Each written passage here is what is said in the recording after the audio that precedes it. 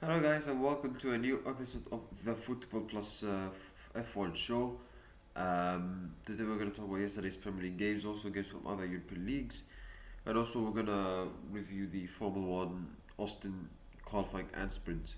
But let's start with the football first, of course, as I have to. If I have enough time, I could talk about today's games, like for example the big one between Liverpool and Manchester United. But let's start with yesterday's games in the Premier League. New Nottingham Forest against Chelsea. Chelsea, very comfortable win. First half, it was 0-0. I think mostly Chelsea deserved to win. However, I think they were the better team in general. But however, Nottingham Forest had some chances to score.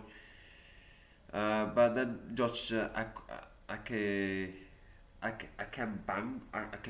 sorry, Josh Akembonk gave Chelsea the league in the 49th minute.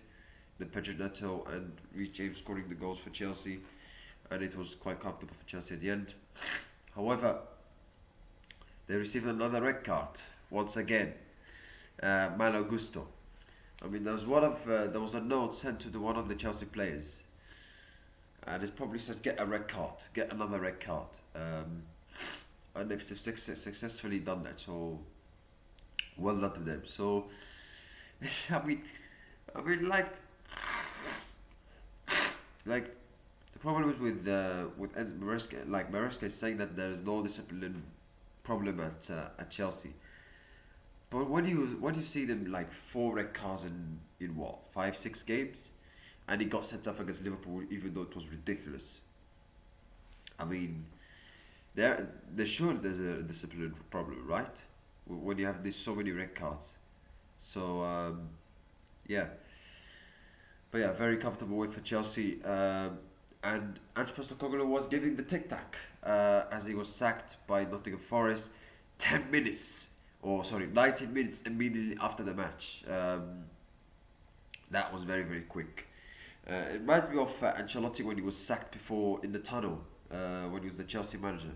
And Martin Yeo was sacked at half time as well. So, yeah, being a football manager in a job like this, it can be very, very brutal at times. And it was for sure brutal for Ange Postecoglou being sacked straight away after the match for 10, 19 minutes. But it was coming, let's be honest. With the result, listen, the results doesn't help, especially when they've had games where they should win. You know, Swansea when he was winning 2-0, games against like Sunderland, Midtjylland, Burnley. He should be able to get those wins in those games, and he didn't do that. So the result doesn't help. But it's not fair to bring a guy and sack him only after 8 games. It's not fair. You have to give him time. You have to give him time. But with the owner like Marinakis, it's impossible that you will get time. Absolutely impossible. So yeah. So yes, we could say that we could make fun of Ange and say, oh, the he said he would win a trophy, etc., at Nottingham Forest, but was he really given the time?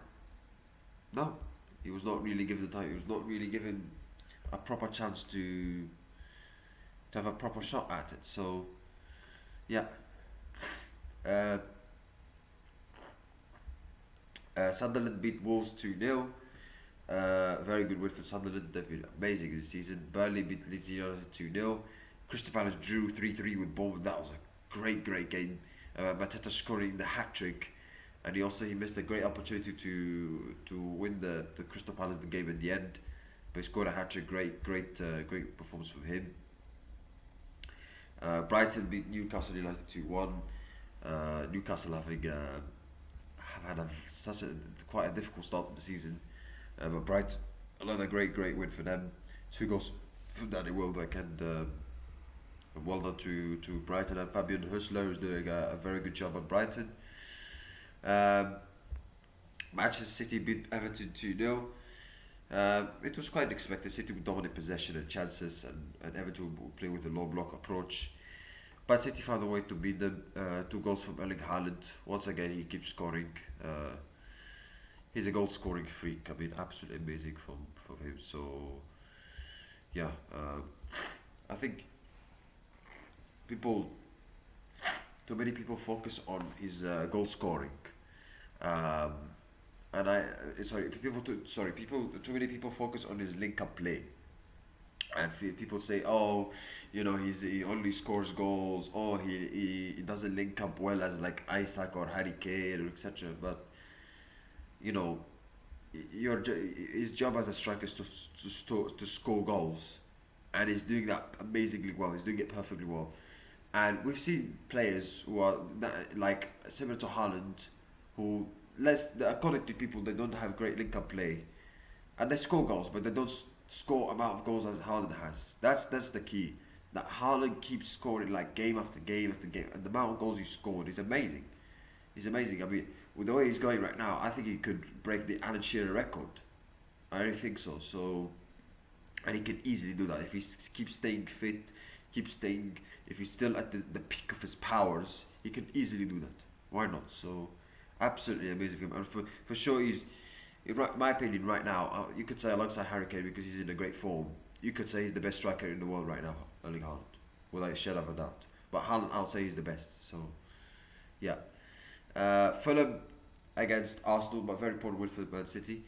Another important win for Arsenal as they go 4 points clear of Liverpool as they beat Fulham 1-0. A goal from Trossard, which came from a set piece. It came from like a touch and then the nudge from Trossard. Like it went like really quick, but then Trossard was able to anticipate it, and then he did it, and he scored the goal, and the ball went to him, and he did a great job at that to score the goal for Arsenal, the winning goal. So very important win for Arsenal. I mean, I think they deserve to win. I think Fulham, I don't think that they attacked much in my opinion. I don't think they had a proper attacking approach. I don't think they attacked really that much. I think I think Arsenal were in control. They were very good defensively. However, some of the decisions though was a bit of a joke. I think the foul on Saka, I mean, it should have been a penalty. I don't know why it was. I don't know why it wasn't that. But Arsenal were in control always, and it was a matter of time when they were going to score the goal to win the game.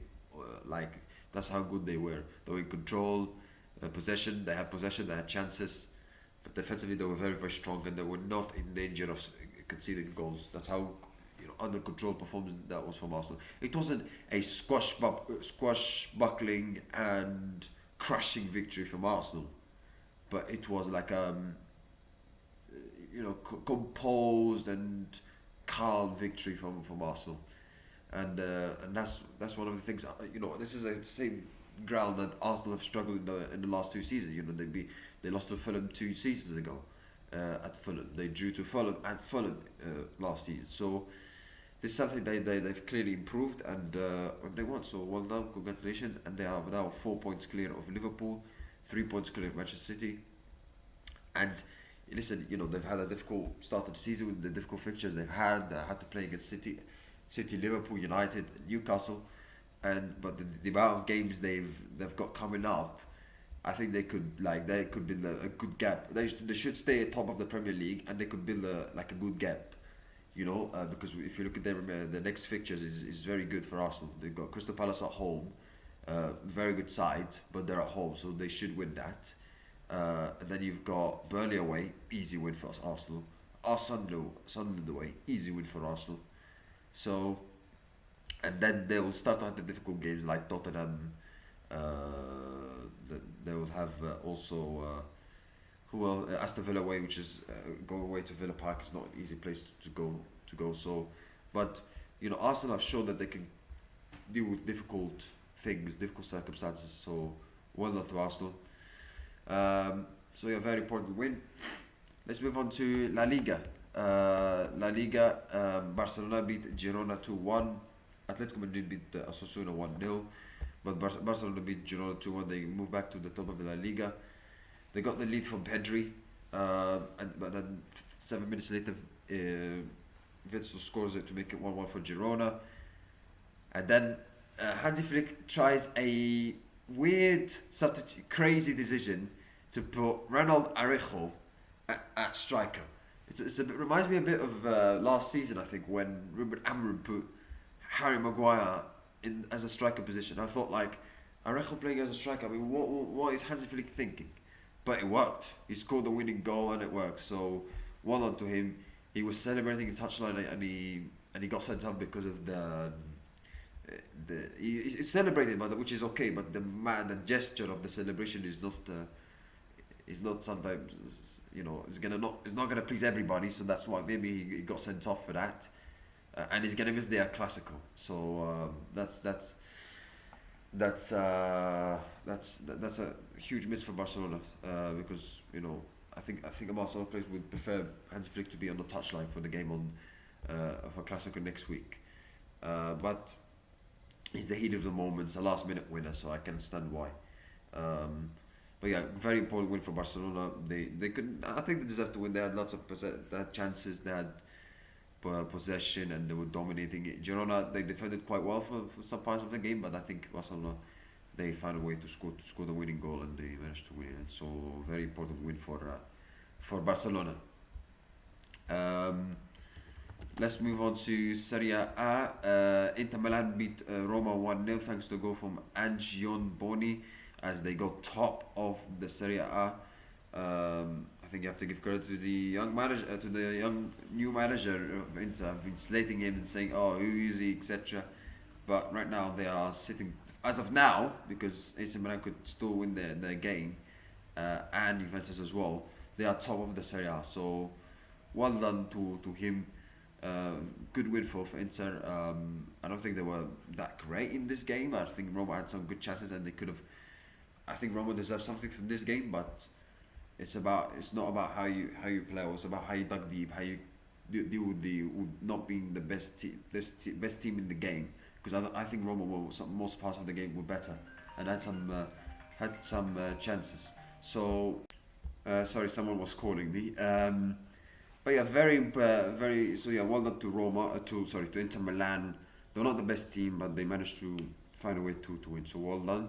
However, another team didn't find a way to win was Napoli, as they lost 1-0 to Torino. They had a lot of possession, a lot of chances in this game. They dominated the game, but you have to give credit to Torino. They scored a goal from Giovanni Simeone, and then they sat back and they defended very well and they parked the bus, but it worked in the end. So well done to them. Bundesliga, Bayern Munich against Borussia Dortmund. Bayern Munich win their Klassiker as they beat Borussia Dortmund 2-1. Goals from Harry Kane, Michael Olise and Julian Brandt, and Bayern Munich deserved to win. I think Dortmund, except the goal they scored, they did absolutely nothing. Nothing. I think Bayern Munich deserved to win. They could have scored more. They were the better team. And they were never in danger of losing the game, in my opinion, or drawing the game. They were always like in a good position to win the game. And yeah, you can see this Bayern Munich side is built around Harry Kane. With the quality players they have, especially with the Michael Olise, with Luis Diaz,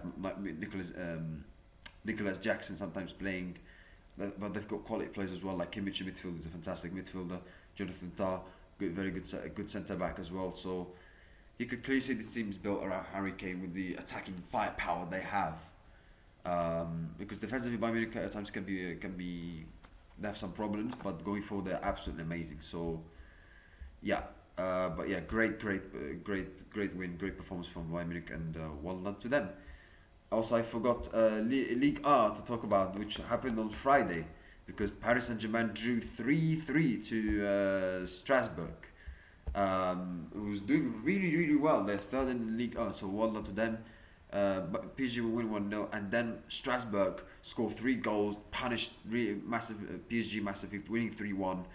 But then PSG managed to come back, score 2 goals, Ramos from the penalty and Mayolu with the equaliser in the 79th minute. It was a crazy game, but great game and great draw from Strasbourg, even though they were winning 3-1 and they they had a good lead, but PSG came back. So that's another draw for PSG, as Marseille are now top of Ligue 1, even though they should still win it. So PSG, so whatever. Now let's move on to Formula 1.